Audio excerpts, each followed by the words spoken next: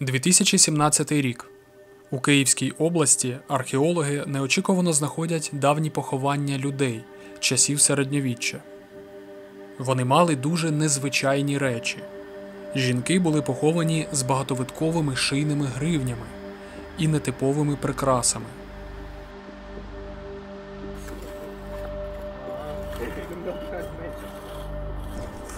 Чоловіки майже усі зі зброєю, сокирами або списами.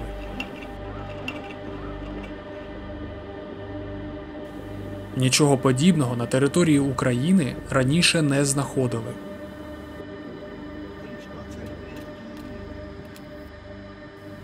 Згодом виявилось, що це спільнота балтів – людей, які проживали в середньовіччі на узбережжі Балтійського моря. Однак це лише додало питань. Як ці люди опинились тут, за 1000 кілометрів від своєї землі? Ми дослідимо історію городища і поселення біля села Острів Київської області. Ми спробуємо з'ясувати, коли вони існували і яким чином тут опинились балти – населення, яке прийшло сюди з берегів Балтійського моря.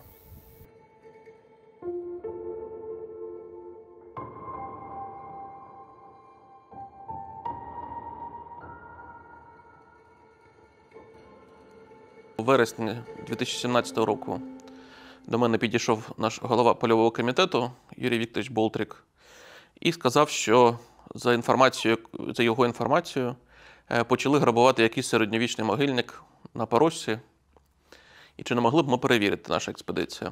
І ось ми таку сформували невелику команду і поїхали на це місце. Знайшли його досить швидко, знайшли залишки 3 поховань. І ось тоді ми в перший день їх зачистили, знайшли, мабуть, саме найбагатше поховання, яке було за весь час знайдене. Поховання номер 2, там була похована літня жінка з дуже яскравими фібулами. На ній було 2 фібули, 3 браслети, пряслиця. Я списався зі своїм колегою тоді одразу Федором Бондарчуком, який на той час був у Швеції, відправив йому фотографії браслетів. І він тоді перший написав, що це так звані куршські браслети, відповідно, західно-балтські речі. Було таке плем'я Курші, яке проживало на території західної сучасної Литви та Латвії. Курші були фактично, мали дуже близький до вікінгів стан життя. Вони грабували все узбережжя Балтійського моря, досить були непоганими мореплавцями, взагалі жили на морі. До того часу взагалі жодного могильника, який можна було пов'язати з західними балтами, а саме це врешті-решт виявилося, знайдено в середньому Подніпров'ї не було. Ще не зовсім було зрозуміло, що це таке, тому що в давньоруській археології такого взагалі не було. Я коли буквально, на наступний, може через кілька днів показав це Петру Петровичу Толочко, він сказав, що він взагалі за 50 років занять археологією ніколи, за 60 років, ніколи такого не бачив в своєму житті. Ніхто не міг представити навіть, що такі матеріали, які характерні для дуже невеликого регіону, це можливо 100 на 100 кілометрів регіон, вони можуть бути знайдені в 1000 кілометрів від звичайного ареалу.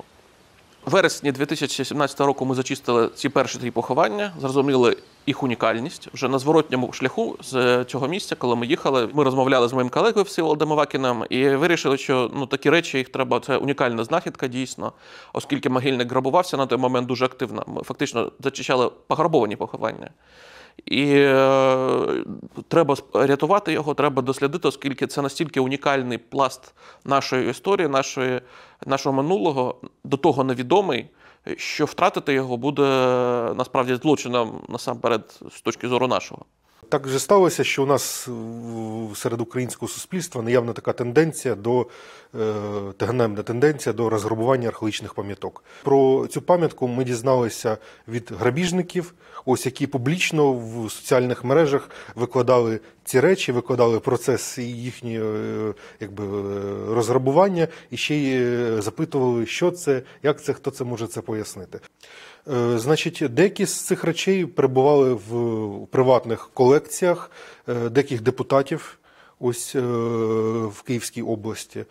В їхніх руках, загалом в цього кола мародерів, знаходиться величезна кількість, і нам не зрозуміло поки що обсяг цих речей, тому що багато поховань зруйнованих і багато поховань, які ми досліджуємо, вони не містять певних частин, наприклад, рук, грудей або ще щось. Якщо ми порівнюємо з цілісно збереженими похованнями, то ми розуміємо, що там могли розташовуватися певні типи речей. І тобто такий відсоток таких поховань більше третини. Тобто більше третини поховань на острові, вони або зруйновані повністю, або частково.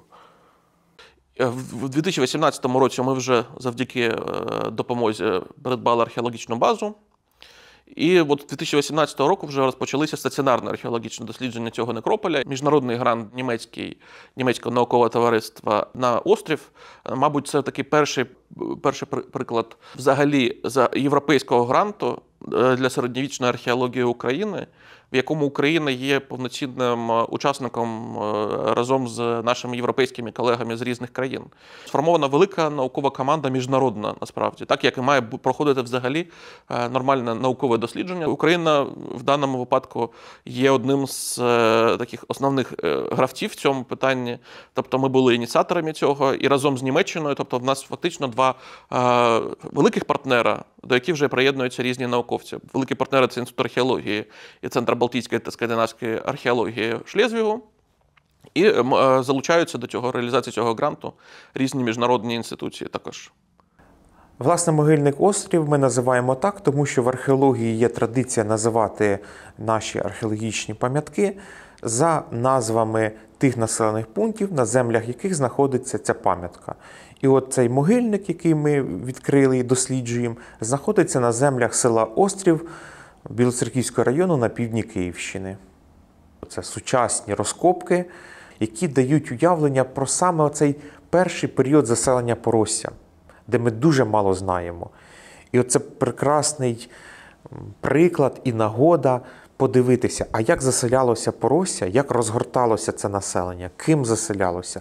Ну і крім того, те, що тут похована така спільнота, яка привнесена сюди з досить далеких країв, з інших природних умов, нам дозволяє прослідкувати, а як відбувалася адаптація до нових природних і соціальних умов. І чи відбувалась вона взагалі. Ми цей регіон, в якому знаходиться могильник, називаємо Поросся.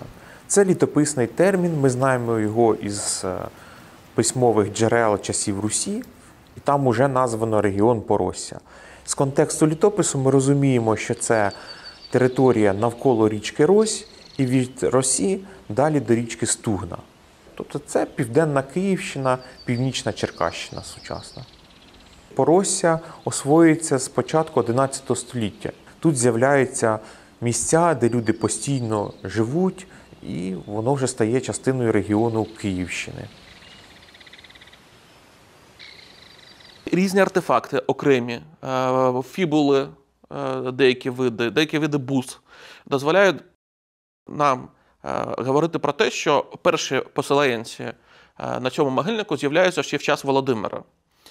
Це насправді дуже добре корелюється з письмовим джерелом, життям так званого Бруно Кверцевського, який залишив там листи, писав, і який чомусь вирішив, що потрібно їхати обов'язково сюди, в Східну Європу, і хрестити печенігів. І от коли він їхав хрестити печенігів, він по дорозі заїхав до Києва і десь якийсь досить довгий час проживав. Він не називає його, але судячи з дати, це Володимир. Проживав він при дворі володаря Русі.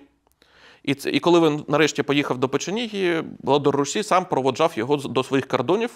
Шлях в них до кордону Русі зайняв 2 дні.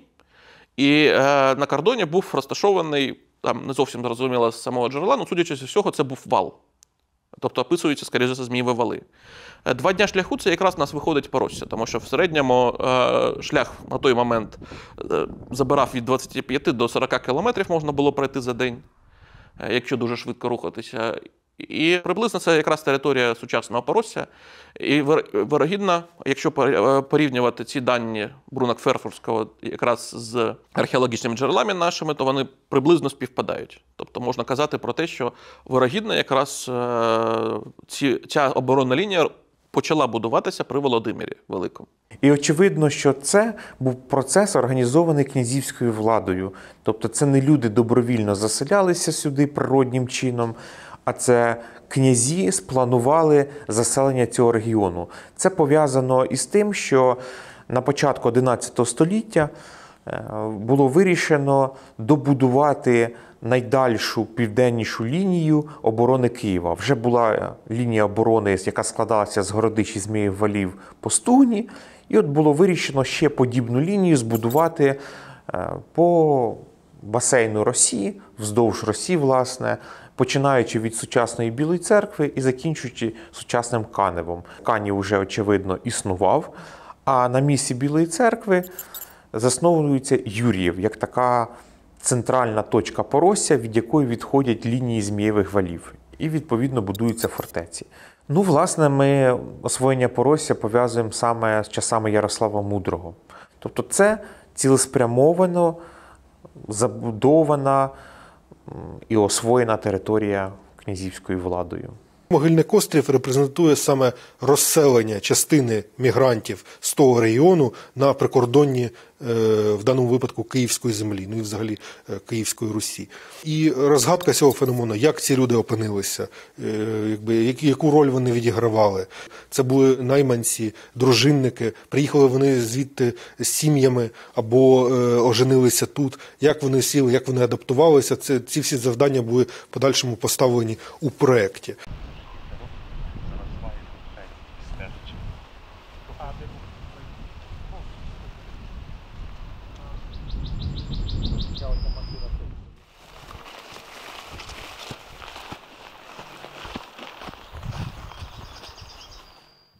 Це городище, на якому ми зараз стоїмо, в місцевих жителів називається урочище Старі Сухоліси, тому що тут в 19 столітті ще знаходилося село навколо Сухоліси, а потім його перенесли. До якого часу відноситься це городище, на якому ми знаходимося?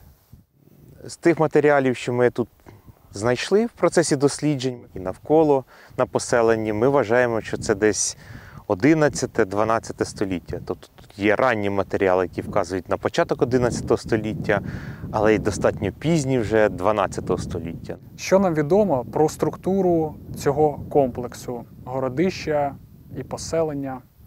От ми знаємо, що це давній населений пункт часів Русі. І він складався із такої укріпленої частини, на якій ми, власне, стоїмо, те, що називається городище, це залишки укріпленої частини. А навколо знаходилося селище поза укріпленнями, тобто там, де люди жили.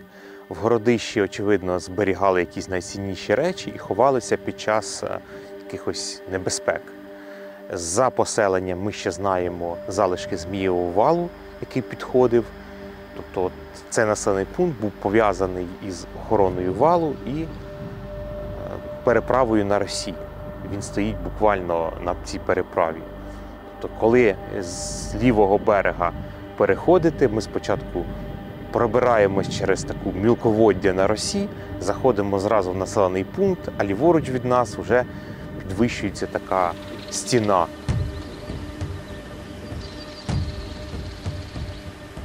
Власне, ми стоїмо зараз на такому верхівці валу, в найкраще збереженій частині, у її східній частині, це східний вал. А от за нами, оце все пшеничне поле, це вже було частина, де просто жили люди. Заходили з боку річки в городище, там є перерив в валах, от в тій частині видно, і вони заходили в цю укріплену частину.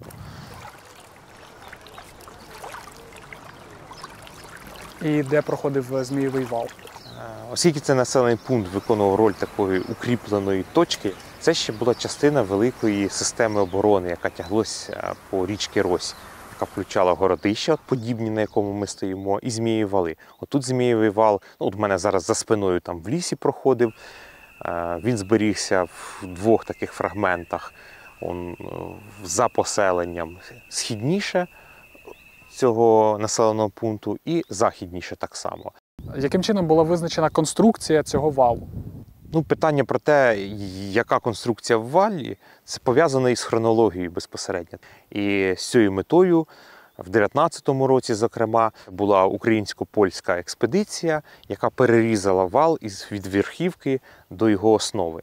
І всередині ми побачили конструкції дерев'яні, залишки тлін дерев'яний, який відтворював цю конструкцію так званих городень. Це фактично зруби, які наповнені землею, і вони як такий дерев'яний каркас тримали форму валу. І це типово для валів часів Русі. Таким чином ми підтвердили, що це Русь, побачивши елементи певної конструкції, конкретно цього валу. І ви також брали участь в цих розкопках? Так, перший рік тут були польські студенти, я тільки приїжджав як консультант, а другого року, коли ми закінчували вже розкопки цієї ділянки, я повний термін, це було близько 2 тижнів, я вже брав участь повноцінно як учасник, один із команди досліджень. І, наприклад, оці 2 наральники, які ми знайшли в споруді під валом під час перерізу цього валу в 19-му наступному році, вони додають трошки до розуміння того, як жили люди, тому що це вихід на господарство. Тобто орні знаряддя, вони вказують на те, який ґрунт обробляли, як обробляли, і це не просто вже, значить, уявлення про городище, якась укріплена територія, вони тут охороняли брід, а про те, як люди жили безпосередньо, як вони харчувалися, наприклад. До якого часу проіснувало це городище? Нам важко зараз сказати верхню межу існування городища. Ймовірно, воно існувало все-таки, як мені здається, до кінця часів Русі, тобто до середини 13 століття, тому що тут є достатньо пізні матеріали. Очевидно, що це городище підтримували як такий укріплений населений пункт до кінця функціонування Русі як такої державного якогось утворення.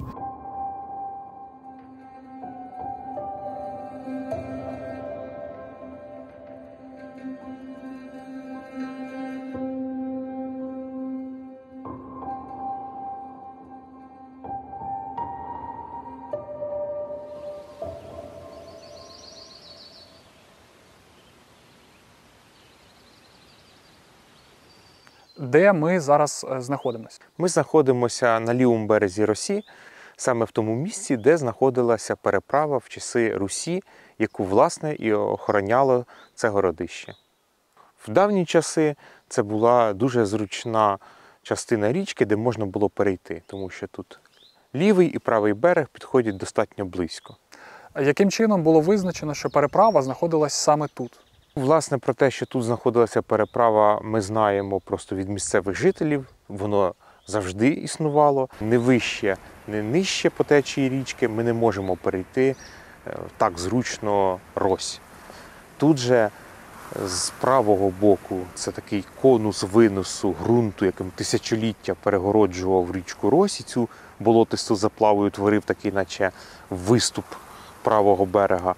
І лівий берег так само пологий, підступає до самої Росі. Існування цього зручного місця переходу Росі і якраз обумовило побудову тут спочатку поселення, потім городище, Змієвого валу, які примикали до нього, і такої точки опорної для охорони кордону.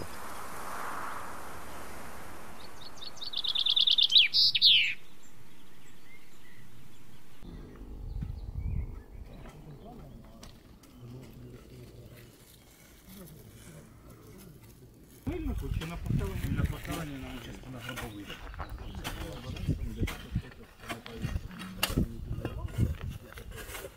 Я знаю, така методика розповсюджена. Що це там забути зараз? А тепер давайте тут поставимо.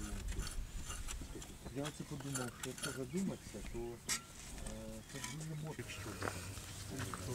Я тут дай я папочку, Ще не до кінця. Поховальний інвентар з сокири на лівій руці. В ногах в нього стояло дерев'яне відро з залізними обручами і такою дужкою. Залишки значить, відра по-різному інтерпретують їх наявність в поховальних комплексах.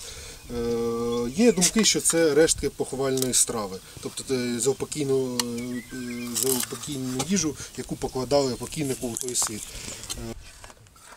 Древка, ручка сокири і тканинний такий чохол, футляр для нього.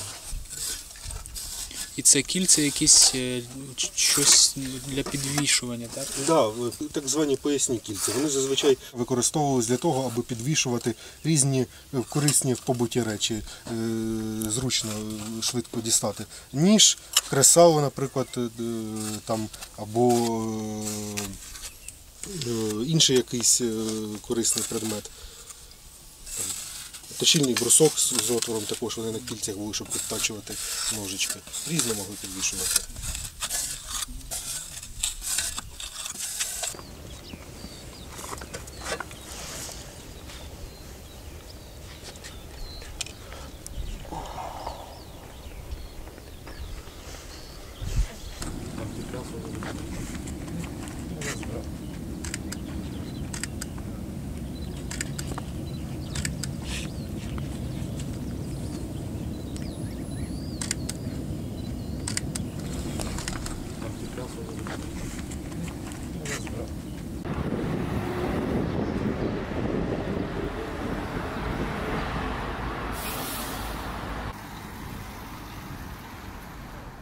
Будь-які зміни в житті людини, будь-які події в житті людини, не всі, звичайно, але багато, лишають слід на кістках. Вони відображають дуже багато, починаючи від способу життя, закінчуючи тим, наприклад, що їла людина, або події, в яких вона брала участь. Взагалі ця людина має 40-50 років віку, це чоловік. І це ми бачимо по розвитку його оцієї частини, тобто чола, побачимо по розвитку рельєфу м'язового, по розвитку цього відростку. Вік встановлюють декількома способами. Перше – це по тому, як заростають шви на черепі. Тому що є закономірність, як з віком, в якому порядку можуть заростати ці шви на черепі. В нього карієс є на 2 зубах, на 3, досить сильний. І це свідчить про те, що він часто вживав вуглеводи. Можливо, хліб, можливо, та сама кулеша, те саме просо. Могло дати такий розвиток карієсу. А загалом в острові дуже багато карієсу, звичайно. І це свідчить про те, що це були частково також землероби, тобто вони харчувалися дійсно рослинною їжею. Якщо б ми дослідили хімічний склад зубного каменю цього, ми б побачили, що він їв. Для того, щоб визначити, наскільки ця людина була розвинена фізично, або її розмір, її кісток, звичайно, ми повинні їх міряти. І в першу чергу міряються різні діаметри. У нас сагітальний діаметр це буде 26 і поперечний діаметр 27. І це десь близько 100%. Це досить сильна пілястрія. Тобто ця людина дійсно, і якщо ви побачите, це можна побачити і таким неозброєним оком, без інструмента, оця лінія, вона добре виділяється. І тут, крім того, що вона добре виділяється, якщо придивитися, то можна побачити тут такі нарости на цій кісті. Це означає, що м'язи, які входили в цю кістку, вони постійно навантажувалися. І постійно відбувалася їх тяга. І коли відбувається тяга, то кістка в цьому місці трошки розростається. Тому ми можемо бачити, що ця людина дійсно багато ходила, вона навантажувала свої ноги. Це можна побачити і на інших кістках, на кістках ніг і на інших кістках цієї людини. В нього ще цікаве, якщо сюди приглянутись, на цій кістці ми бачимо також підкреслений оцей рельєф м'язу. Тут кріпиться м'яз, який є випрямлювачем зап'ястком. Тобто він досить часто робив такі рухи рукою. З чим це могло бути пов'язано, можна припустити. Ці люди в основному були загалом, в острові чоловіки, або могли рубати дрова, тобто в них всіх сокири. Ці сокири вони могли використовувати як зброю, а могли використовувати як інструменти, оскільки вони всі прийшли на абсолютно дике місце. В них не було будівель, в них нічого не було. Тобто вони прийшли і стали табором. Вони повинні були щось будувати. А для того, щоб будувати, звичайно, повинен був хтось рубати дерева, тому що вони ж з дерев це все робили, з деревини. Тому це може бути ознакою того, що він якимось чином використовував сокиру. Можливо, це була дворучна сокира. І якщо припустити, що при ударі дворучною сокирою ви робите так, то випрямлення цієї руки цілком закономірне. Це один з варіантів. Можуть бути і інші різні. В хребті в нього є особливості. В хребті ми маємо трошки, тут є тільки поперековий відділ цього хребта. Тут є ознаки сильних навантажень динамічних, тобто коли він рухався і він, можливо, носив щось важке. Крім того, такі самі зміни також у вершників бувають. Це, по-перше, віковий остеохондроз хребта в нього обов'язково є. В них у багатьох після 30 років починався вже досить сильний остеохондроз. І крім того, в нього, можливо, були якісь травми коли людина постійно рухається, в неї хребет починає стискатися, і міжхребцеві диски починають розширюватися. І коли вони розширюються, то організм збільшує площу, щоб цей міжхребцевий диск не вивалився. І збільшує площу для того, щоб йому було зручніше. Він будує такі так звані остеофіти. В нього їх багато в поперековому відділі. Тобто це свідчить якраз про те, що навантаження в основному йшли на поперековий відділ. В нього також є в грудному відділі ці зміни, але вони трошки інші. І там якраз це, можливо, свідчить про те, що він багато рухав руками.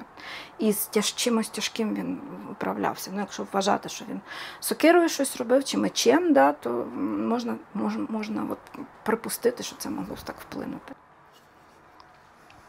У нас є чоловічі поховання, і ми можемо казати чітко, що чоловічі поховання – це вояки.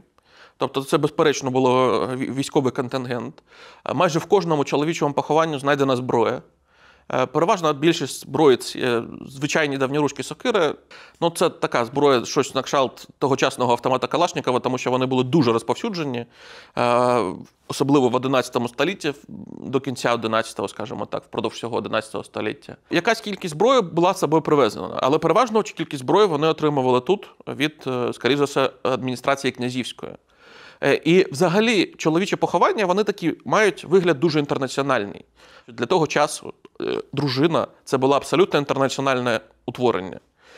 Ми вже коли робили зараз ДНК-аналізи, у нас виявилося, що більшість ДНК, майже всі походять з півночі, чоловіки саме. А один чоловік має угорське походження. І він так само був частиною цієї спільноти. А от жінки, вони більш цікаві. ДНК-аналізи кажуть, що вони мали походження переважно середньоподніпровське, тобто чоловікам жінок давали місцевих. Але ми можемо казати, що жіночі поховання мають яскраво західно-балтські речі, тобто більшість речей цих має західно-балтське походження. Але деякі з речей відносяться саме до цього трикутника між пруссами, куршами та ятвягами.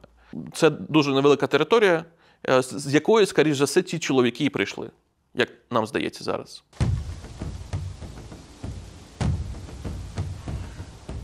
Ми не знаємо, звичайно, на яких умовах заселяли цю територію, але судячи з того, що в могильнику Острів значна частина похованих знаходиться зі зброєю, ми можемо передбачити, що це люди були особисто вільні, це не зовсім раби або такі підневільні люди. Це люди зброї, які мали якусь певну статусність і, очевидно, знаходились тут на певних умовах і договорі з князем.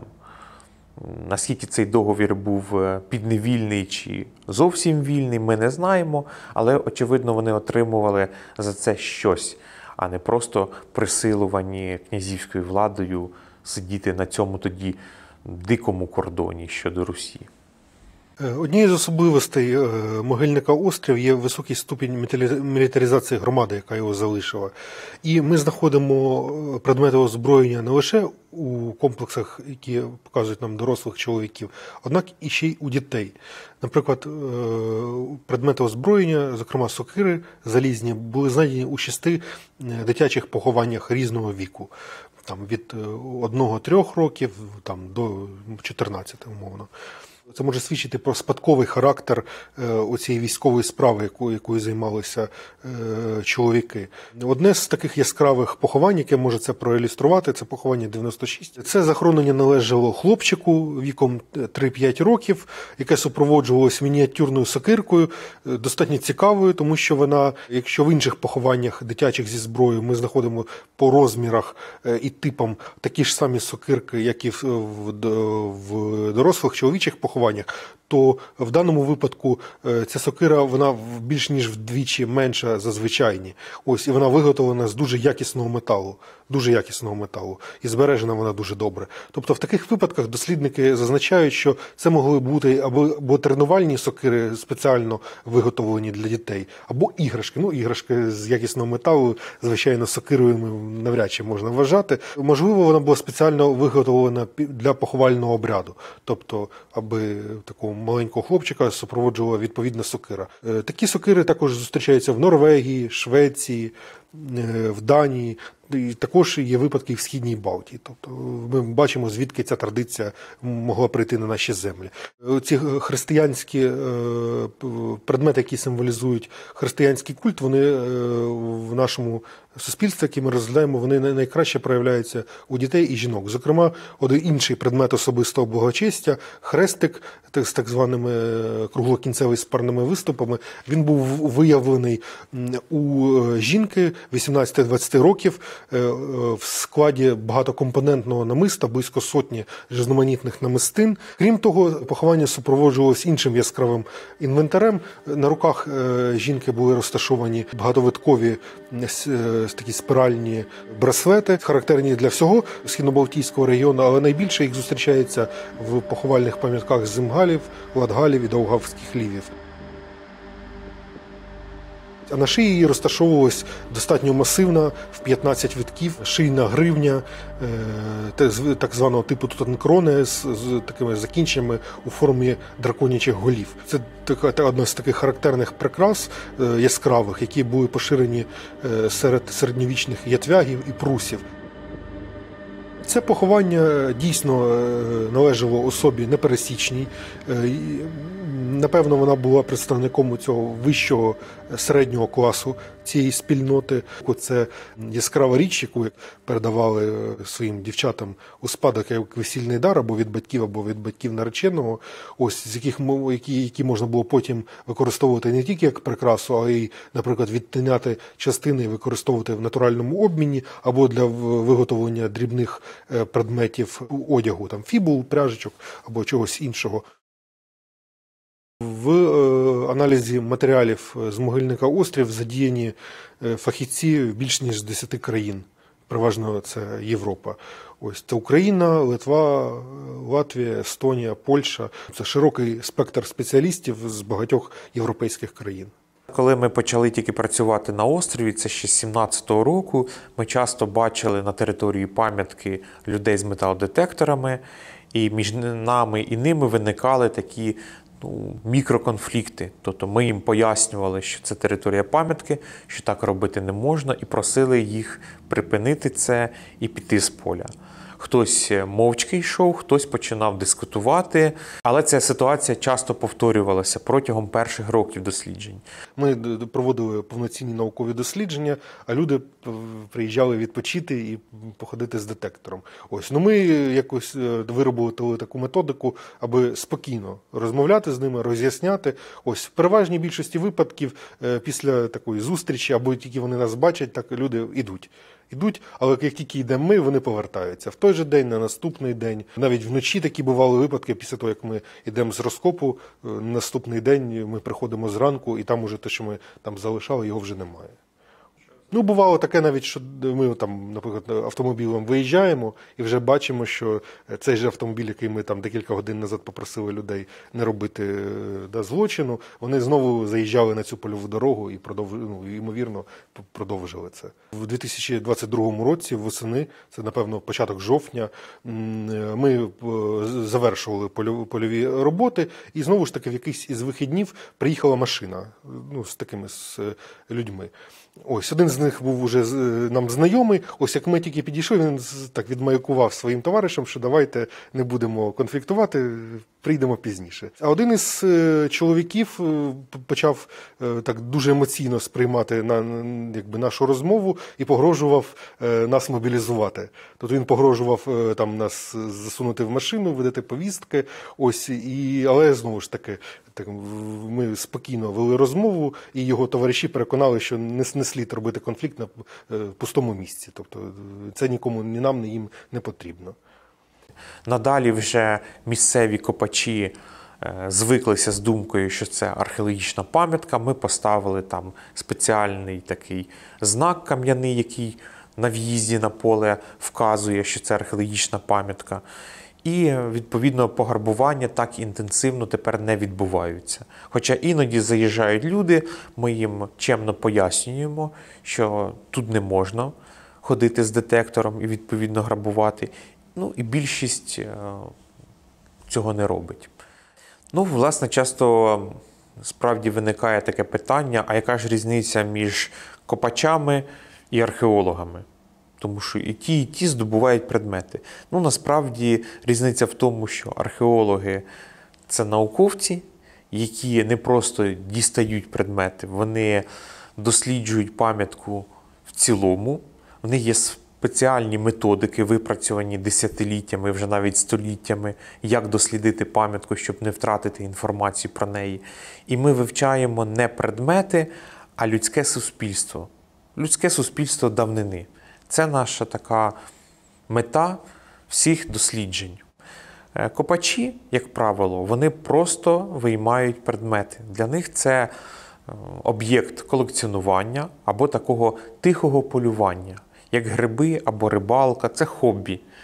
Там немає науки, навіть якщо вони намагаються систематизувати свої знахідки, або що вони все одно керуються ненауковим методом. В них зовсім інша мотивація. Мотивація для археолога, як науковця, максимально повно зібрати інформацію і зберегти джерела. Мета копача тут і зараз знайти красиву, престижну річ.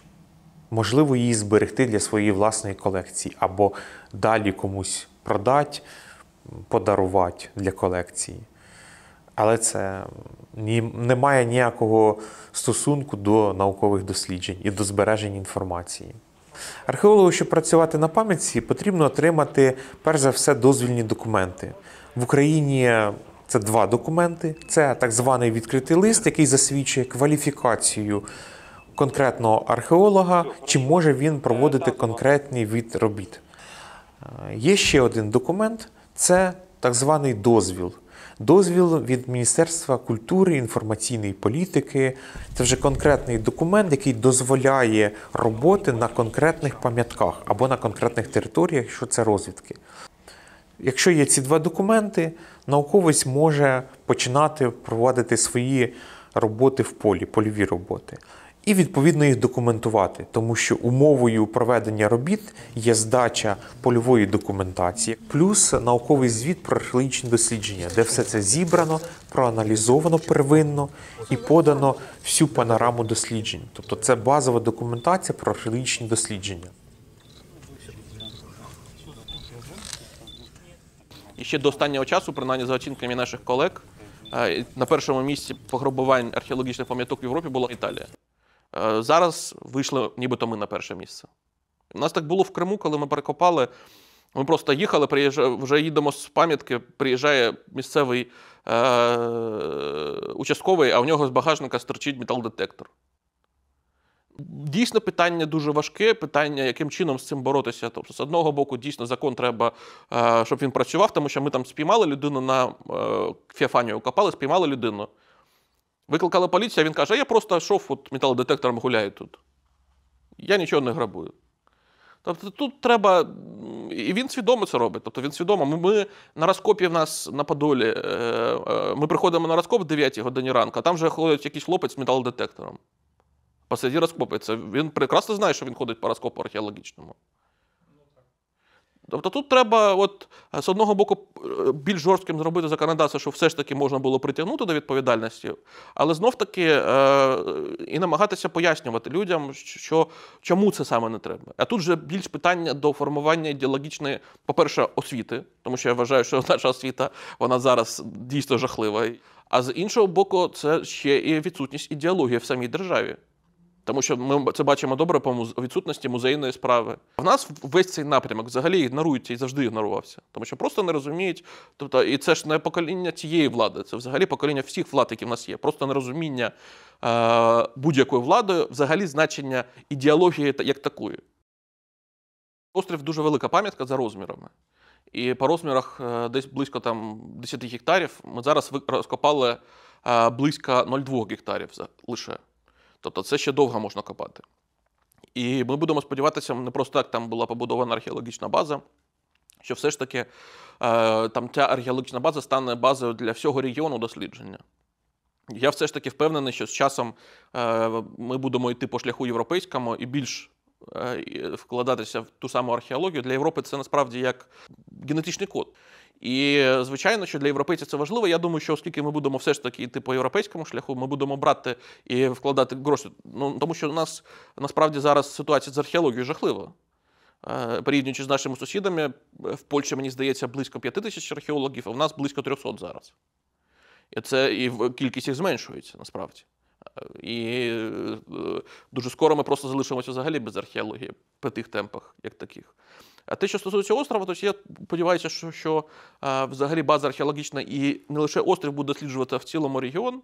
Сам острів ще довго, а крім того, ми плануємо нашими німецькими колегами знов-таки наступний грант, але він буде більш стосуватися вже не лише острова, а більш в цілому регіону. Поросся – один з найгірше вивчених регіонів давньоруських. І, звичайно, оскільки при тому, що він був одним з найважливіших, особливо для 12 століття, але для 11-го теж, то його треба вивчати навіть для нашого розуміння взагалі формування давньої Русі як держави. Яка, на мою думку, дуже важлива саме для всіх українців насамперед.